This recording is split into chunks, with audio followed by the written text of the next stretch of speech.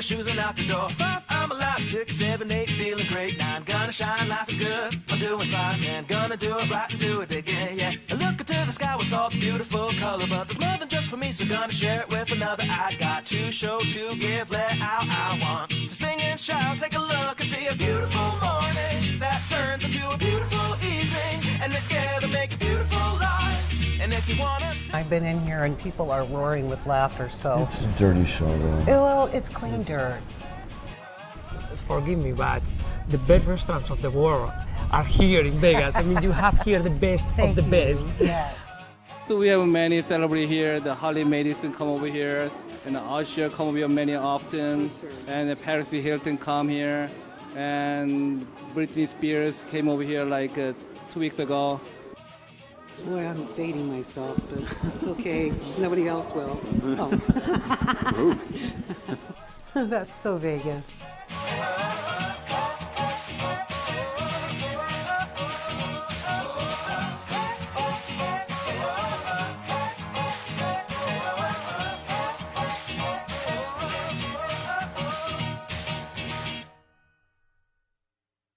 I hate to say it, but happy hump day. I want to come up with something a little more original. Hey there, it's Christine McKellar. I'm your host here at That's So Vegas in fabulous Las Vegas. And we're live at the WCOBM studio here in Vegas on Sunset Road. I'm especially happy today. I have two really awesome people here, entrepreneurs, businessmen here in town. One of them, Anthony Gibson, is the head brewer at Tenaya Creek Brewery. That's a local brewery. You've been around for how long? Tim opened that when? 1999. Yeah, Wow. November 99.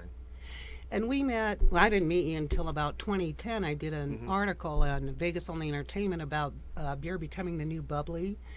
And of course, local brewer, I called you up. We had a tour. It was a great time. Want to tell us a little bit? You had a different career prior to being a brewer, though. A different path, at least. Yeah, I was A going path. to school for architecture. See? So it was one of those things where I realized I didn't like math that much, you know. So, so one thing led to another, and I went to school with Tim and his family, and so he went to school at the University of Utah for engineering, and then he started brewing up there, and I went to go visit him, and he was working at Uinta Brewing Company, and I went there, and I was like, wow, this is really interesting. A lot of chemistry, a lot of math in that also, Right. but then a lot of creativity, Right. just goes along with the recipe development, things like that. So. Well, we talked a little bit on the break about left and right brain. Also here is Joshua Walter, who is the proprietor of the very popular, and I'm going to use the word Uber because it just applies, Sunrise Coffee on Sunset.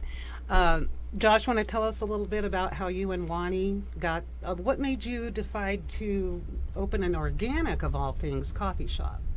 Well, I guess it's sort of two questions, right? It's why did you open a coffee shop and why go organic? And Correct. I think that our decision to open a coffee shop was related to finding something that we enjoyed and we found value in. And that means having something in the community that creates value, cultural value, somewhere where people can, congregate and be. And I grew up in Las Vegas, never got to experience that. And then traveling outside of the state to metropolitan cities, back then needing to get Wi-Fi, needing to stop somewhere to find out what your destination was. And going into that atmosphere and seeing people from the community coming in and running into people that they know, and this sort of atmosphere that I felt was kind of alien. And I realized that was, valuable to me. And so I thought, well, if I'm going to do a business, then it should be something that I feel good about and comfortable about. And as for organic and sustainable products, that's kind of what it comes down to, is saying, well, if we're going to create a product and put it out there, it should be the most sustainable and, at least for us, ethically correct decision. So organic coffee doesn't just mean like healthier products. It means that we're taking steps to ensure that the communities that are producing this coffee are doing it in a way that's sustainable for their future as well, and not just for us. I think a lot of people don't realize where their products come from. And for us as like a buyer of those products, like to buy green coffee and to roast it, we want to make sure that it's coming from a place that we can feel good about and tell people about and say, hey, your coffee actually comes from somewhere. It's not just this magical thing that shows up. And the majority of coffee produced in the world is what we would, at least in the Western world, consider poverty. And so it's important that people aren't getting taken advantage of, that the soil's not being eroded, that they're not clear-cutting forests to produce this commodity. So yeah, it's more just about saying, hey, if we have a opportunity to do something with our purchasing power, it should be the best thing that we can get. Absolutely. And viewers way might around, be yeah. right. They might be wondering why I have somebody who brews coffee here with somebody who brews beer. Well, I've been waiting a year for this moment, believe it or not.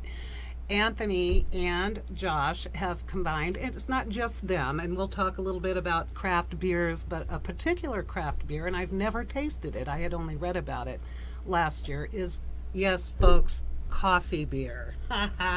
What a marriage. And in pursuit of, I had read about coffee beer, I was doing a little research for an article, I called my good old friend up, Anthony, and said, could I talk to you for a minute? We're talking about the coffee beer. And I said, so where do you get your beans? And he said, Sunrise Coffee. Well, Josh is like a son. He's a member of the family. So I just thought what an interesting marriage, so to speak, that was there. We want to talk first about how craft brews come about. And of course, Josh is here to tell us about how what coffee beans he selected. You two had quite a collaboration there. So that explains the mystery of why we have a coffee brewer and a beer brewer here. When did you first, we're going to bounce back here, when did you first, I know that craft beers became a trend about 10 years ago. Prior to that, people weren't really drinking craft beers, not even organic coffee that much, but we'll get to you in a minute. So when you began crafting beers at Tenaya, how did that process go? Were there some bumps? It's a lot different, I would imagine, than drafting like a Bud Light or something. Well, when it comes down to it, all beers are technically made the same. Craft breweries have been around for quite some time, and some of the craft breweries that we see nowadays have been around for more than 30 years. Here in Vegas? Or? Not here in Vegas, Right, but that's like it. larger craft breweries like Right. Sierra Nevada, so on. We were, there was a brewery that opened up in 96, and like I said, we opened up in 99, so we've been around for almost 16 years. Right. Styles have changed, and the consumer's palate has changed also. Or evolved, right? I mean, I think it's been kind Absolutely, of an evolution. yeah. I mean, and that comes back to us as far as our education. I mean, that's one of the biggest things that we do. That's why we attend so many festivals. That's why we give tours. That's why we do chocolate and beer pairings. That's why we make beers such like this. Oh, I love it. Because a lot of people don't know how beer is made in general, not just craft beer, but beer in general. But then for them to be able to come to a local brewery, come back like you did, and just look at the tanks, and we give them a tour. It was describe how it's amazing, made. truly amazing, when I saw the big vats and the whole process. And so people are more and more, you felt a need, well, there's a niche in the market, and you saw it as well with your coffee. There was a niche or niche, however you want to call it, to be filled. And so what were some of your first craft beers? The coffee beer, how long have you been crafting that? Because I was only aware of it as of last year. We've been making it for probably 3 years now. Where was I? So, Yes. and we were, not the first brewery to make a coffee beer by any means, Right. So, but I had always go into Sunrise Coffee and drive by, and when we came up with an idea of creating our own, it was nice to have a resource like Josh and his team over there to go through the beans, and and we've tried almost everything that they roast over there just to see the differences between it. So Excellent. it's fun to be able to experiment with somebody like-minded. Obviously, coffee, beer, but at the same time we're creating a unique flavor. Well, that's true, and you have some other seasonal beers as well. I know that you only roll out. What do you do with the if you don't sell all of the product? Does beer have a shelf life?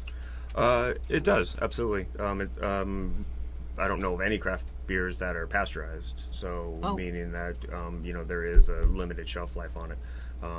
Right now, because of our growth, we can barely make enough beer as it is, so we don't really have any beer that does not go undrank. Which is good because coffee doesn't have a long shelf life. And Absolutely. Yeah, so I Right. think when they make it in a limited supply like that, it's nice because you know that it can't sit for a long time.